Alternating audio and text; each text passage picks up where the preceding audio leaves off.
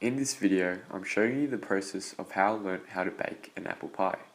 I came to this head first with only limited knowledge on how to cook. I've always wanted to develop the skill, but throughout the course of contemplation, laziness took the best of me. The idea of creating one of my favourite pastry desserts suddenly struck me as a dish that would come into handy if I ever needed to create a good impression. As linked to Maslow's hierarchy of needs theory, my needs for increasing self-esteem was the driving factor for what motivated me to learn how to bake an apple pie. My journey started on the internet, where I browsed through countless recipes on various websites. After reading slabs of text that I felt had little to no connection to me, I realised it was due to the fact that my experience in the field of bakery was on the lowest end of the tier. Since I really had no background experience in bakery, the only thing that would help me connect with my learning was through watching another experienced baker. Again, after watching through numerous videos, the one that caught my attention was this video on YouTube under the title Vegan Apple Pie. Although my intention was not to create a vegan recipe, the simplicity of the instructions made my little knowledge seem sufficient. Using Albert Bandura's social learning theory, I watched the video and mimicked the behavior of the host so that I could link with her instructions and use it as a benchmark for perfecting my apple pie.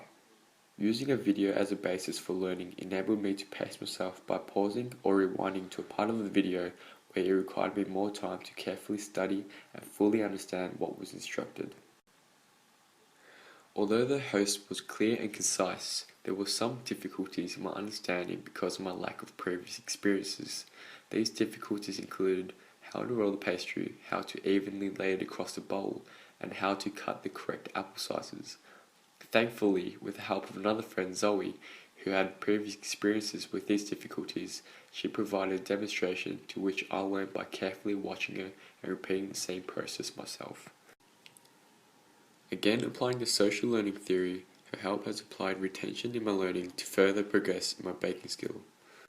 Though there was moments where the pastry would fall apart due to the lack of precautions from inexperience, or when I grabbed the pie out of the oven only to be presented with uncooked pastry, I realized that my motivation was no longer at the heart of just self-esteem, but it was having that drive to really develop my skill, knowing that the fear of difficulty was no longer an obstacle.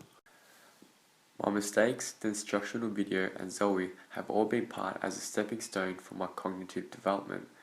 As I have learned many other skills along the way, I more importantly have achieved to bake an apple pie to the standards that I am proud of.